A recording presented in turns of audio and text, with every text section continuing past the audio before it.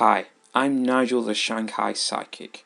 I can tune into your loved ones in the spirit world, but I can also tune into you, tell you about your path and the choices that you need to make and need to know.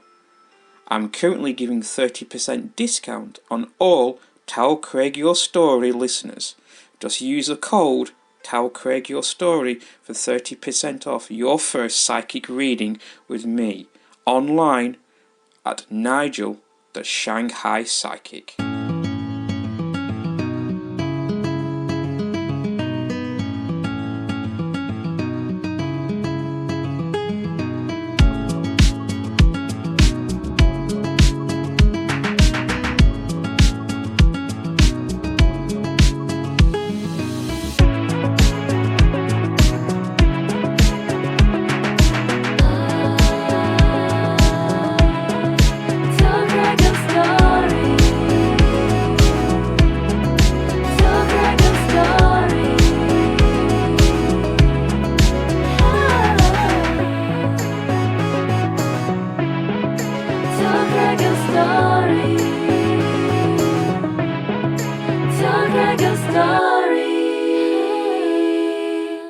That brings us into the Kulture Space. Yeah. Tell us about a bit of a background on how this all come about, because I know you've had some other businesses previously.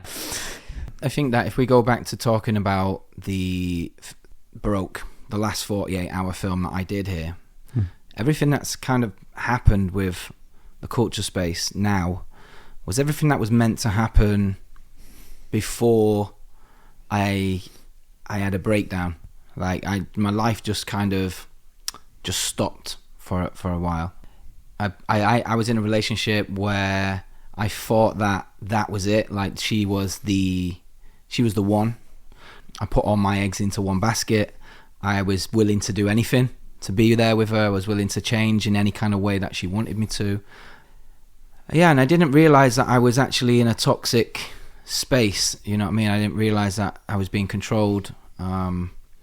And things were kind of going in that direction. But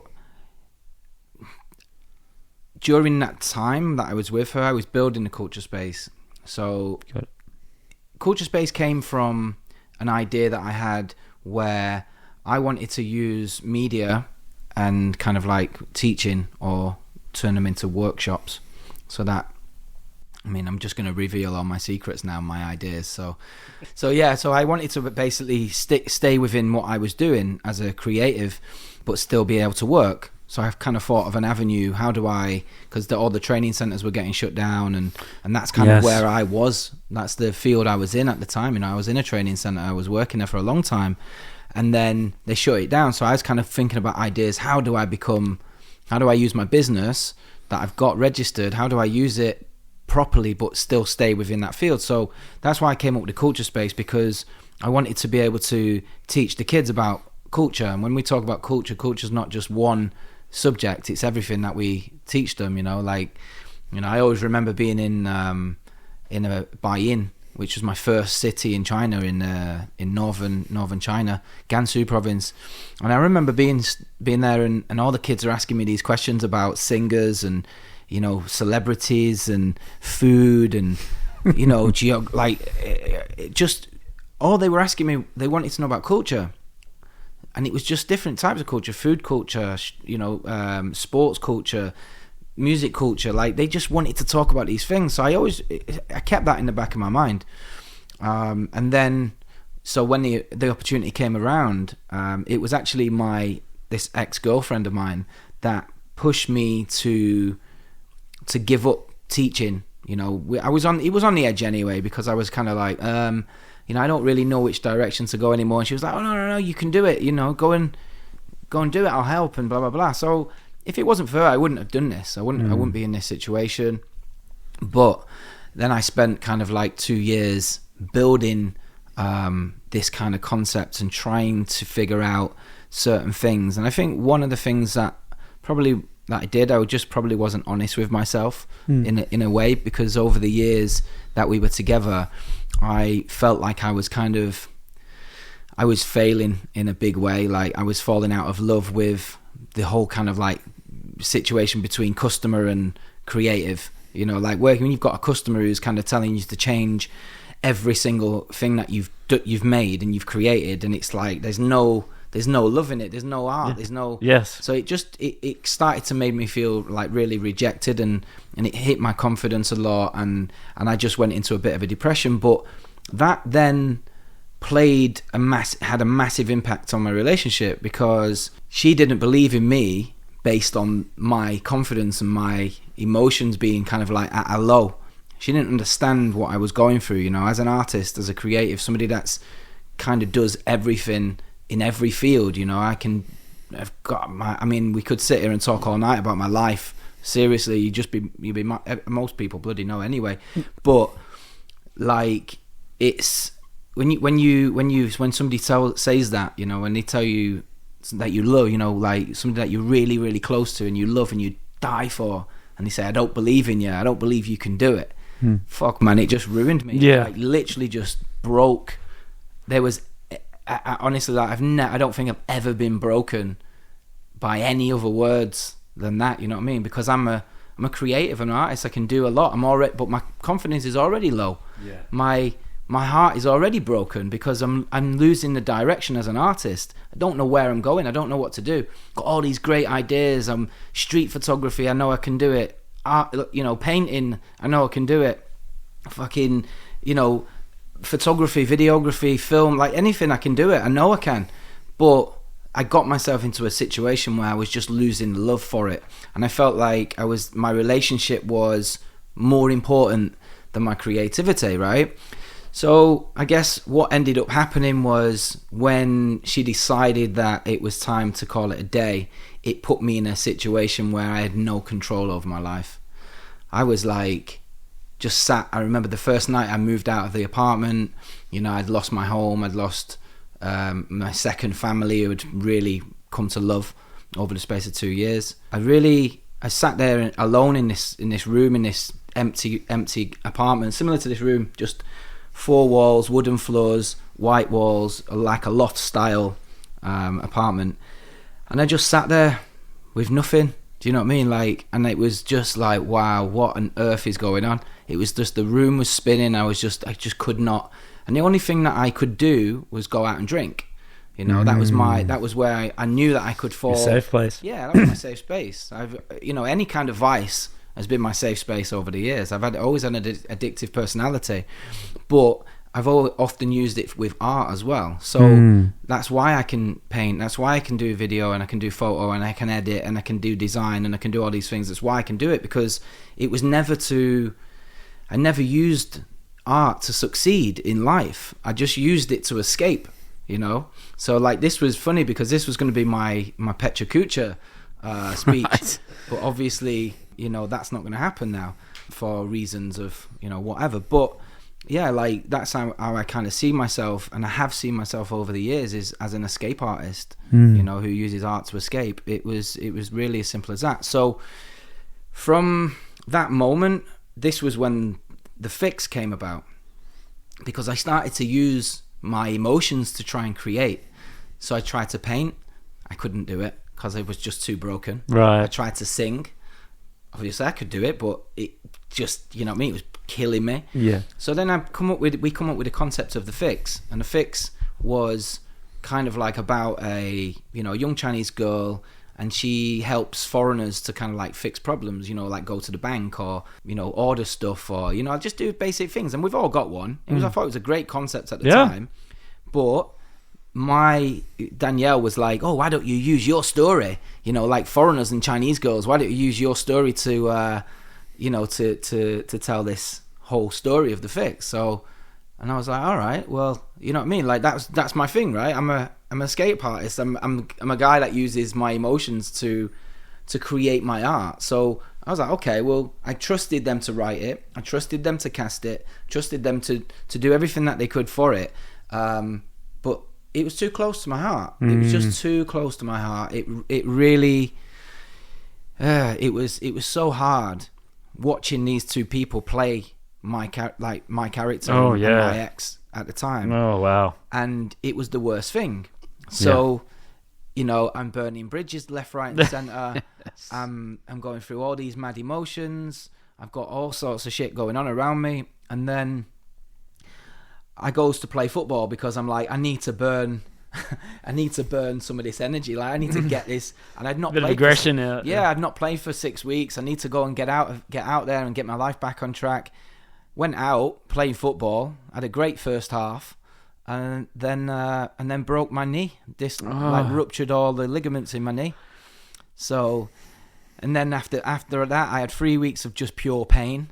And then I went into hospital, had a surgery, and after coming out after that, I cleanly snapped my hamstring trying to stretch for a glass of water. So I was trapped in bed for 5 days. I couldn't move. You know, it was absolute worst pain. So yeah, I was going through all this stuff and the stress, the pressure. You know, my friends were adding pressure to me and not really noticing that I was going through a really difficult time. They were saying they were noticing, but they wasn't doing anything to help me get through that, you know. So I felt like I was like alone. I thought I had nobody, man. Like it was probably one of the most difficult times at that time for me to go through. I was just like, what the fuck am I gonna do? And it was amazing because, you know, actually people really reached out. I found some new friends from nothing. You know, I had one girl, her name's Mbale, and she's a South African girl, and she basically brought me on Christmas Eve, just came out of nowhere. We met on Tinder, but we knew each other from a while before anyway. Right. And she brought me a Christmas present on Christmas Eve, which was just, you know what I mean? It was just so nice, you know, like, and we became really good friends. But, you know, it didn't hide or solve any of the problems. Like, I was still going through this situation. So I did what any troubled, struggling, you know, addictive personality kind of guy would do, and went to Thailand. You know, that was... You're not the only one. That was the only thing I could do at the time. Yeah. So I went to Thailand and actually went there to die. Like, I'm not joking, mate. In my mind, I was like, something's gonna happen in this country. Like, I'm going there for a death. You know, I felt I was going there to just completely cut off everything because I couldn't take it. I was crashing my bike riding around Shanghai. I was looking in restaurants to see if my girl was there, and you know, like, paranoid about stuff, and like it was devastating, man. It was the most devastating time I've ever been through. But we're going to Thailand obviously was great. It started off, you know, I'd gone there with a brace, and actually I just had COVID as well as I got there. I got COVID just before I went. My dad got skin cancer just before I went. No. So there was just all these things. It was like a line of dominoes, you know, you see them just go bum, bum, bum, bum, bum, and just keep going and going and going. That was what was happening. Everything that was going wrong, just going wrong. Like, I was losing my life. That's how I felt. I had nothing to live for at the time, you know, like. So yeah, I went to Thailand and I started to recover there. I found some really nice medicine, let's call it, on the podcast. Thank you for that. Yeah. Can I ask why? Why did I go? What Thailand was healing? It didn't heal me. It just helped me to forget. Right. And it took away my pain. Like I said, I went there to die. I didn't go there for healing, really. I just went there to forget it. And I knew that I had the vision of exactly what would happen before I went. And I still went because, you know, that's what addictive personalities do. They still go towards, you know, the problem. They don't. So this is what I'm saying. So I was hoping that I wanted to go and try another type of medicine while I was there, but, you know, it didn't come true. So yeah, I ended up going to a hotel and running a hotel helping run a hotel in Koh Samui, and became kind of I got adopted by 5 street dogs who followed me around everywhere. If you go to Koh Samui, you'll see in the beach in Chong Mon, if you go and ask anybody on the front where the restaurants are, like, who's the dog whisperer, that's what they used to call me. So right. You know, I had my 5 dogs just followed me everywhere, mate. Every restaurant, every part of the beach, every bar. Like, they'd find me, they'd sniff me out. I could whistle on the beach, like, and they'd all just come running over, like, and it was just, everybody would just be like, wow, what, you know, this is, are they your dogs? I'd be like, not really, but They just, you know what I mean? Like, I'm their master. I don't know what's going on. So, yeah, they slept with me for 6 months. Not like that, though. They slept in my room for 6 months, and outside my room and followed me about. So that's actually what healed me. That's actually what really gave me a sense of importance and purpose. Like, it wasn't, you know, anything to do with the other things that we would use to get over emotion, like, and pain, you know, the drugs or the so yeah, I went there and I had a great time, but things kind of came to a crazy kind of halt when I felt like somebody just kind of reached in and just pulled me out of there. Like, it was 1 minute I was there, and then the next day I wasn't. Like, something happened with regards to my company that I tried to build out there, and then before I knew it, like, I just got paranoid. My gran was sick in England anyway, so I was due to go home. But yeah, something just kind of came in and just ripped me clean out. Put a seed in my head, and that was it. I was out before I knew it. But I left all my stuff there, all my equipment, all my, you know, everything that I owned. I left, and it was actually Luke that went and got it back from me a bit later. Oh, a really good bloke. Yes. So yeah, I went back to England. What was that like? Oh mate, it was depressing. Yeah. It was like I didn't even want to see anybody. I didn't want to see my friends. I didn't want to see anybody. Not just that, my dad had been kind of like, I'd not seen him for maybe 4 years. I got a really, really horrible relationship with my dad, but he basically refused to help me in my hour of need. I went home. He told me my gran was dying. When I got back there, my gran was sat in her living room chilling with her feet up with a cup of tea. And I was like, you know, I just travelled across the world, man, to, you know, you don't realise what I've just been through, you know. So again, all these things just happening like one after the other, mate. It was just like bam, bam, bam, bam. I was brittle, you know, like I was just super brittle. And I was thinking, what is going on? Like, and this was my death. This was me dying. This was me going through this ego death that I really, really needed. You know, I needed to see things in a certain kind of way. And, you know, I went back home. I stayed with my mum for a month, who drove me around the twist. She just drove me crazy. You know what mums are like. Mums are mums. But it was a great way to kind of come down from, let's call it the medicine again. You know, because when you spend 6 months around that type of thing, it's going to damage you in a way, right? So I came back to China. I had another angel person help me out. I won't go too deep into that one, but I came back, and yeah, she gave me a chance to be here, and it was literally, okay, what do I do next? You know, time to think, time to breathe, and, you know, I got to start to get over this pain of breaking up with somebody that I just loved with every part of my heart, you know? Yes. So yeah, I was walking around one night in Shanghai, August evening, just got back, and it was just me, flip-flops, shorts, t-shirt, feeling like the weight of the world was just off my shoulders, you know, like it was nice to just be back in a place that I'd spent a long period of my life. And I just thought, wow, okay. And I was walking through the street, and I looked, it was evening, like low light, and I see this chair, just like this old wooden chair, just like leaning up against this wall with a load of rubbish, branches, items, you know, I'm just, you know, like you see on the streets where people just leave stuff outside, right? Yeah. So this chair just sat there on its own. It looked like if you would just kind of blow on it, it looked like it would just break. Right. And in my head, I was stood there looking at it, and I was like, because I love street photography, you know, like that's one of my things. It's always been one of my passions. And I looked at it, and I said to myself, I was thinking, who would sit in a chair like that?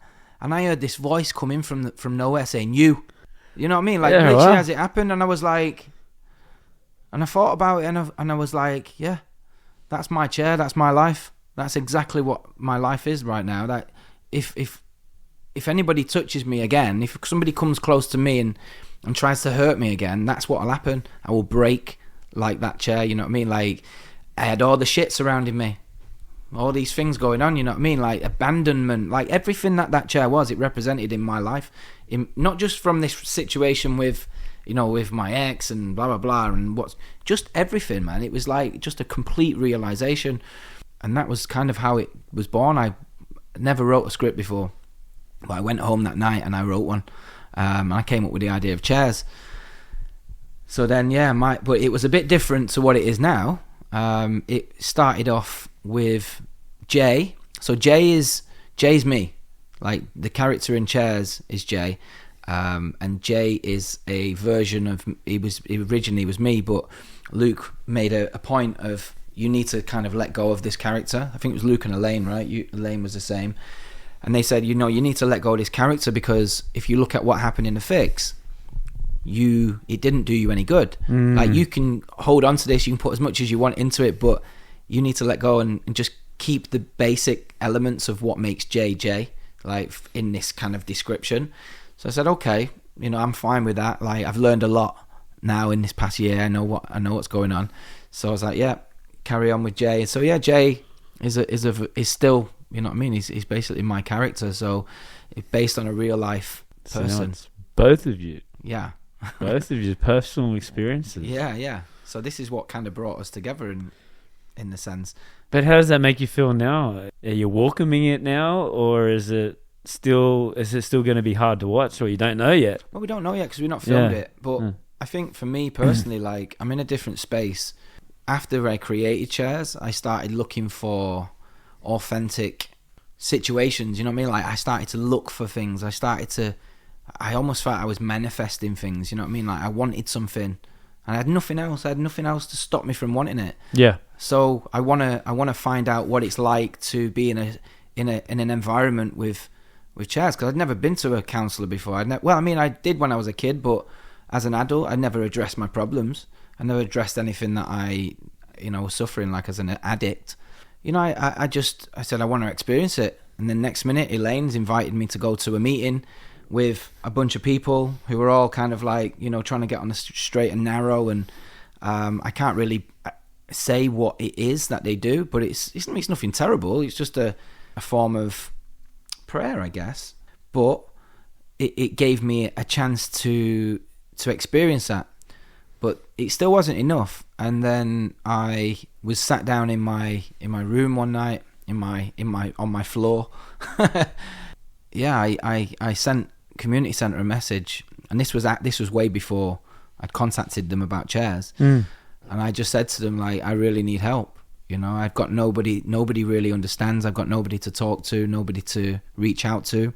My heart's broken, my body's broken, my soul's broken. Like, I'm just in a situation where I need some strength, and I need something to help me kind of and pick me up and give me a bit of spirit, get my, get my juices flowing again and stuff like that. So they were amazing, man. Like, they literally got back to me straight away. They were like, don't worry about it. So they helped me out with subsidized counseling sessions. Amazing. And they've basically, they could be classed as part responsible for kind of what Chairs is kind of turning out to be now, as a partner and as a supporter of the person that kind of came up with the concept. So yeah, it's been a crazy ride, really, but it's all happening slowly. I mean, I would hope that things change, and we can start to get some work, start to get some my business is back up and running and things like that.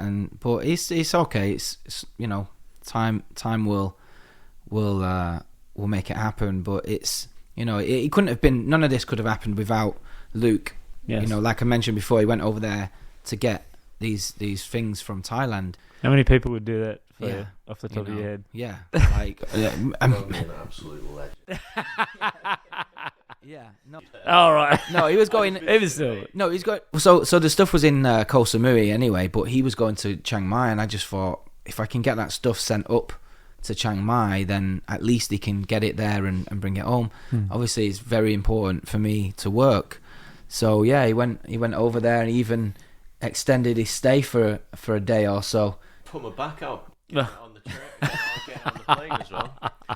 And all this electrical equipment, and yeah, so I'm there basically trying to get everything onto the flight for him, and it wasn't all properly boxed up and stuff, so I had to go to the post office in the airport. I can't remember for whatever reason. I didn't have the right sort of money. Basically, all I had was WeChat on my phone, and most places aren't really accepting that. Yeah. They could only take currency, and I didn't have my cards with me. I was like, oh, for God's sake!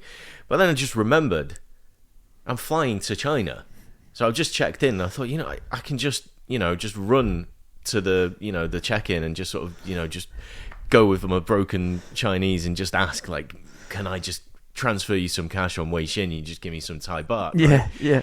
So managed to get through all of that rigmarole. Finally got all this gear into a bloody big cardboard box, and I put it onto the oversized baggage stuff there. Everything was fine. Got onto the plane, and then the hostess was just over my right shoulder, and she asked me if I wanted something to drink. As I turned around, to just sort of say, yeah, glass of water, thanks, my back just popped. Oh, no. And I was just like, oh, for God's sake, this is, I need a loo as well. So I was there on the flight for however many hours it was, and I couldn't sleep, I couldn't really relax because my back is just, I'm thinking, oh, God's sake, this is not good.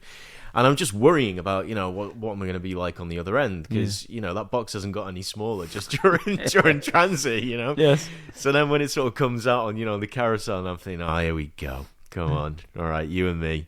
And somehow I managed to, get it into a taxi, got it home. I didn't help him get into a taxi when he came to pick it up, though. I was like, hey, you're on your own, Right. mate. I've done my bit.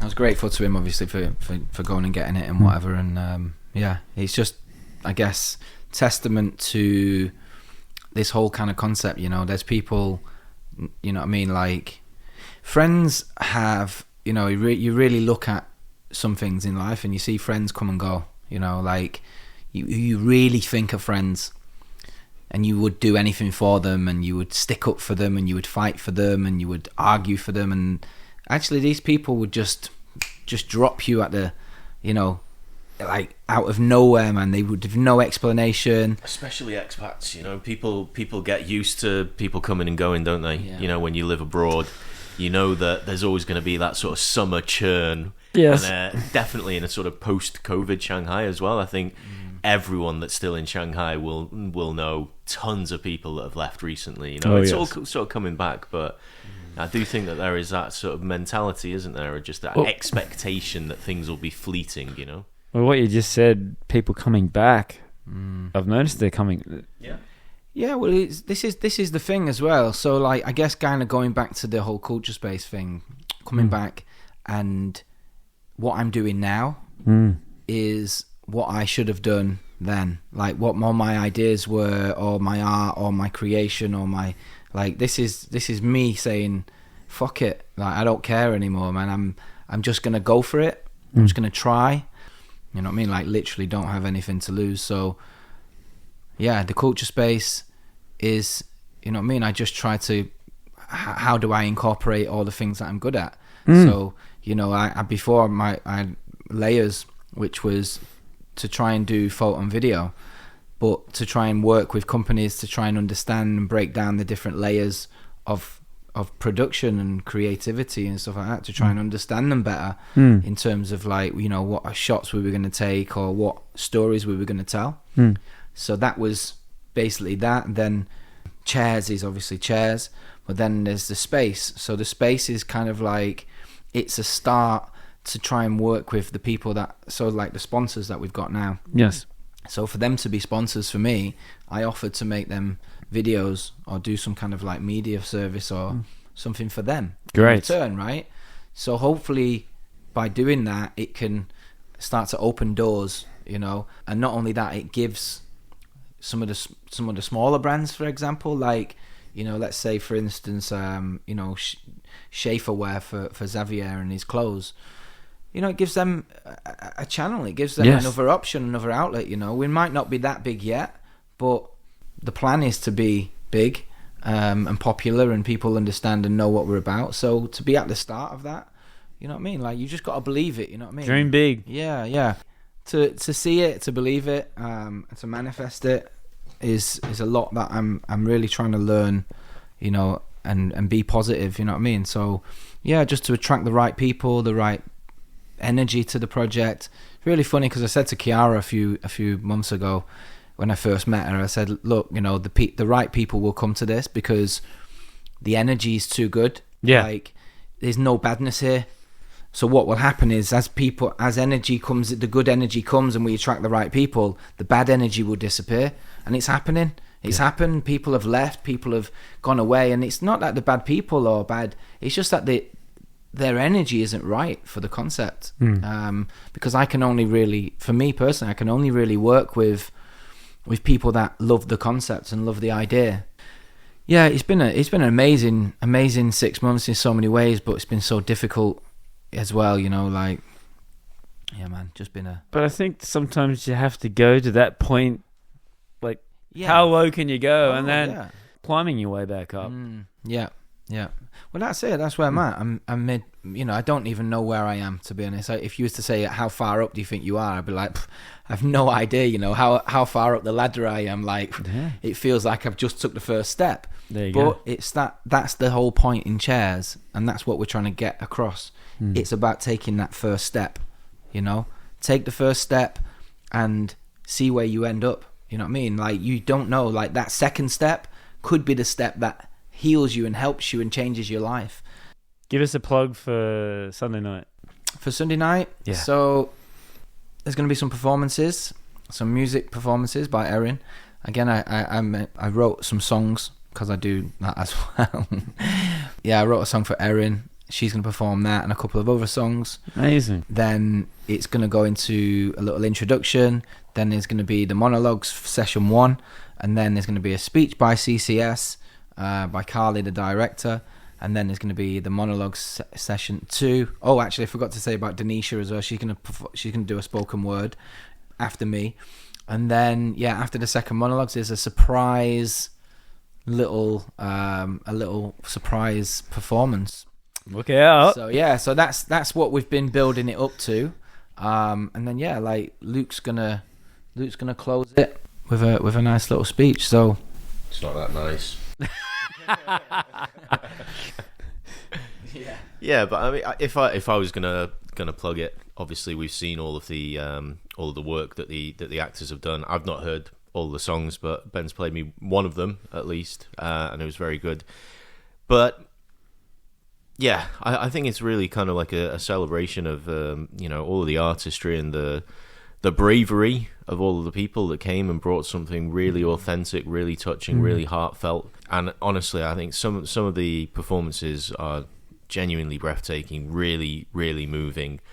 Like there are some that are gut wrenching, pretty hard to watch without being moved to tears. So, and it's a really good opportunity as well to just kind of mix and mingle with like-minded people who are interested in this kind of thing and want to make a positive change in the world. So yeah, I think just good people appreciating good art basically is what what you can expect. Yeah, hoping to obviously to inspire people to to take that first step to recovery and healing. That's the thing. We've got a lot of therapists reaching out to us, want to be part of the team. We've got some great people already who are part of the team. Like I said, CCS are part of it. And social media, guys, where can we find you? Well, at the moment, you can only find us at the Kulture Space on WeChat. You can type that in, the Kulture Space, and you'll see the account there. Or you can visit www.theculturespace.com. What's the best piece of advice you've ever been given? So on my dad's side, the family's all Irish, and there's an Irish expression which my nan used to say to me all the time, actually, which that people say, don't worry, but I don't know if it's like a all Ireland thing or whether it was just her, but she always used to say never worry, like never worry. And yeah, I've always kind of taken that as a bit of a maxim throughout my life. I think there's similar kinds of pieces of advice, like just worry about the things that you can control, or And actually, Ryan Reynolds, I think, said it best in Van Wilder, Party Liaison, an old movie from I think probably the 90s or something. I think it's something along the lines, I'll paraphrase, it's like, worrying is like being on a rocking horse, it passes the time, but you don't go anywhere. That's true. It doesn't get you anywhere. And I think that's kind of my best piece of advice. What about you, Ben? Up until recently, somebody said, trust no one. Trust no one. And it wasn't, I think the point was just be aware, be more aware. It's not like don't trust anyone, but the understanding of it was like just be aware, because when you give your heart to the wrong person, when you believe in the wrong people, or you kind of go down those trusting routes. That's the way I am. I've always been the same. I like the wear your heart on the sleeve type person.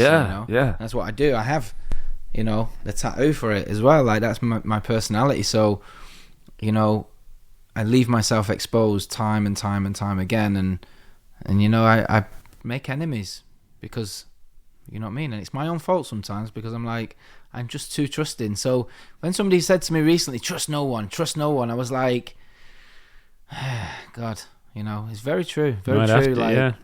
But just not to not trust anyone, but just to be more aware, I think. So yeah, be careful. It was a very good and important time for me to hear that. So mindset, the idea that if you put your mind to something, you'll eventually be good enough at it, passable, let's say. I've got a very good friend who is starting to piss me off a little bit now, because we live together in London, right? And he worked for the Inland Revenue Service. Absolutely hated his job, like a tax inspector or something shit like that. Right? And one day he just packed it all in. He said, "You know what? I hate this. I really like movies." So he just packed it in. He shipped himself off and just took like an absolute, coffee maker entry level position. And then just this past month or so, he's got his name in the credits of June 2, wow. as a production manager for one of the VFX companies that worked on that movie. And it just sort of goes to show, doesn't it? So I think that would be my piece of advice, is just do something meaningful with your time, Yeah, don't think about it, do it. So we're all music lovers. Good. Your top 2 or 3 favorite artists of all time as of today? Yeah, because it's been unchanged since 1997. Right. Pretty much.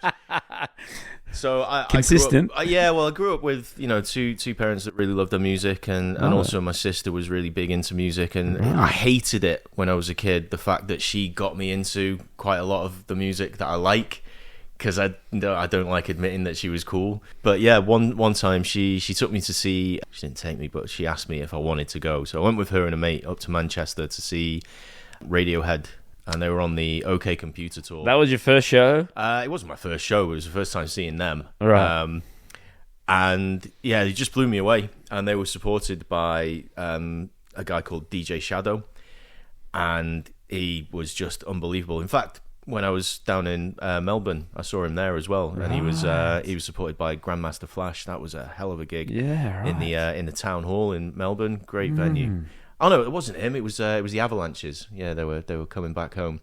But yeah, no, I think DJ Shadow and Radiohead are two that have really stayed with me. I can still listen to those albums from the 90s now, and it'll still do OK Computer, classic. Oh, brilliant.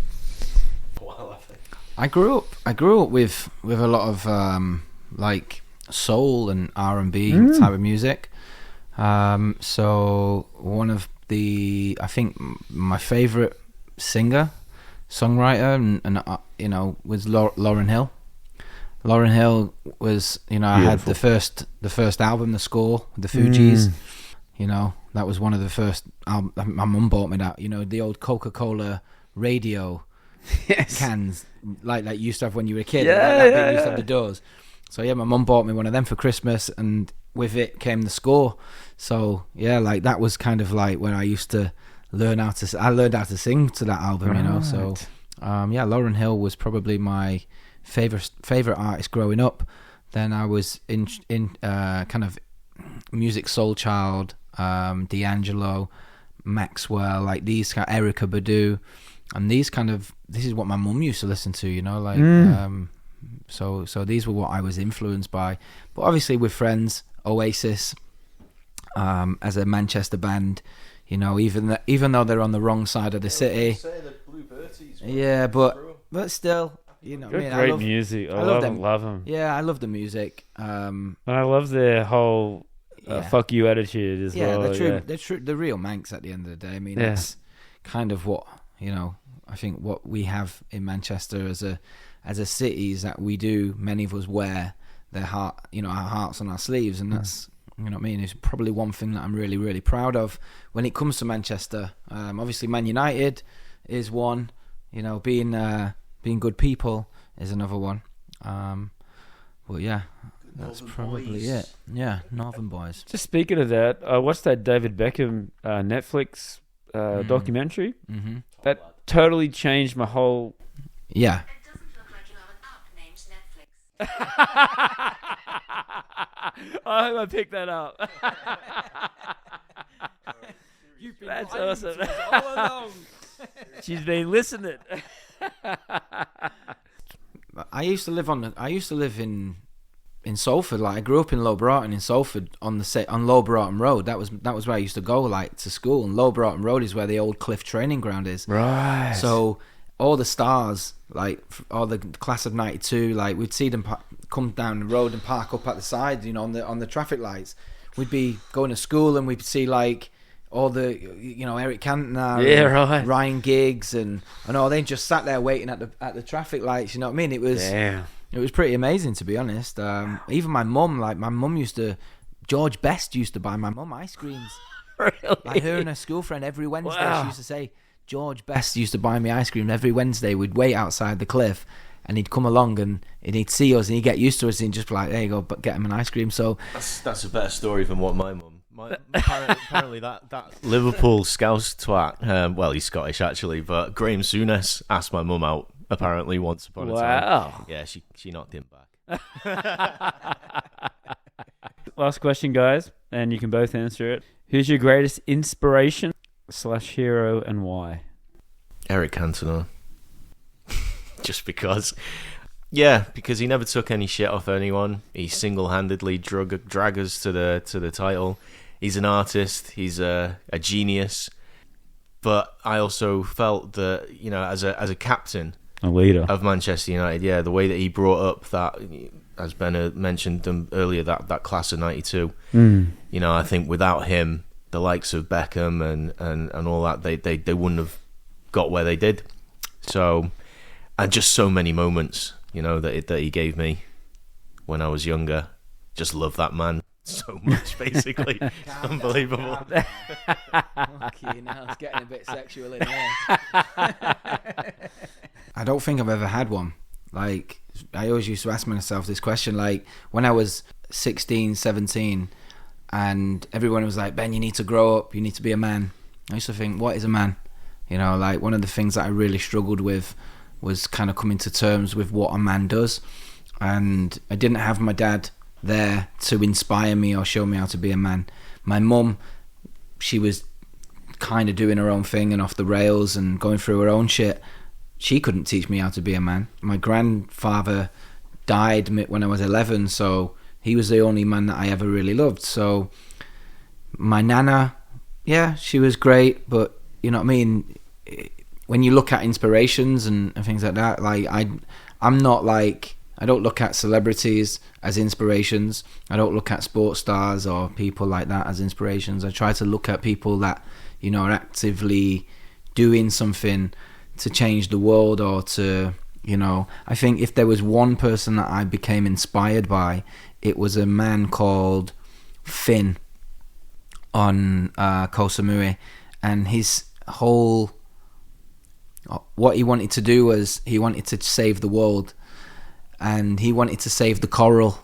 Like, he was creating this whole big kind of concept to save the coral, to change things and start there by creating this like online community of, you know, where people would buy stuff from one place. It would send tokens, you know, they would earn tokens that they could gift to organizations who could then change it into kind of like stuff to take the plastic out of the ocean. And so this, to me at that time, I was thinking, wow, man, like that is, you know what I mean? Like that's a dream. That's just a guy with a dream to save the coral and save the world, you know? Like, so I think I always look back on what I'm doing now, and I always think about him and think, yeah, like that's real, you know, that's a real dream. So I think if I ever had anybody to be inspired by, it would be him. I'm not about these, you know, these fake connections with celebrities and actors and all this kind of stuff. Like, I'm not, you know what I mean? People living for money and all this kind of stuff. Yes. It just doesn't register with me, you know. Like I don't look at people and think, wow, what a great, you know, these are such amazing people, you know what I mean? Like my ex used to do that, you know. She used to look at somebody and think, oh wow, this person's amazing, you know, I want to be just like them. And I'm like, why don't you just be like yourself, you know? Exactly. Yeah, be your own person. Don't be after somebody else. And they're the same. Some of them are the same. They're just normal people. Yeah, exactly, man. And I think that when you meet people with a good heart, it's those people that inspire you, you know? So if I'm totally honest, Luke has inspired me to do this. I thought you were going to say Luke. But no, yeah, like that's my kind of thing. Is like, you know, you look at people, good people in the world, people that are actually doing something. Like, yeah, they're the ones that inspire me. That's a great way to finish it off, guys. Cool. Really appreciate your time. No problem. Yeah, enjoyed that. What I really like about it is it's very positive, and you've got through it. Yeah. Both of you. Yeah. You've got through it, and look where you are now. I think it's a good message for people. A lot of people are going to be in your situation, and Sure. I think the message is there's help out there. Yeah, for sure. Again, appreciate your time. Yep. Make sure you get down there on Sunday night. Cool, man. Thanks for having us. No worries. Yeah, I've watched you for a while now, kind of grow in Shanghai, and seen kind of like the way you've done stuff. And every time I've had the chance to listen or to tune in wherever I am in the world, like I've always tried my best, you know what I mean? And I think you're doing a good job, man. Like you're very humble, very honest. Yeah, like that's, I think, one of the reasons I was like, when am I going to get on Craig's podcast? when am I going to get to tell my story to Craig? Yeah, I enjoyed it. Like I enjoy the way you interview people. I enjoy your positivity, and I think that's real, you know, like that's what it should be about. It should be a real experience where you talk about the things, you know what I mean, that you're going through in those moments. And yeah, I've just always been a fan. And I'm glad to be a part of it too. So yeah, again, Sunday night could be the start of something super big. Let's see. I hope so. All right, guys. Thanks again. Cheers, man. Cheers, mate. 大家好, I'm Bella from Bella Simple Chinese School. If you are a beginner, intermediate, advanced, looking for HSK study, business Chinese, or simply want to improve your everyday communication, I'm the teacher for you. Come and join me for a free travel class at Bella Simple Chinese School.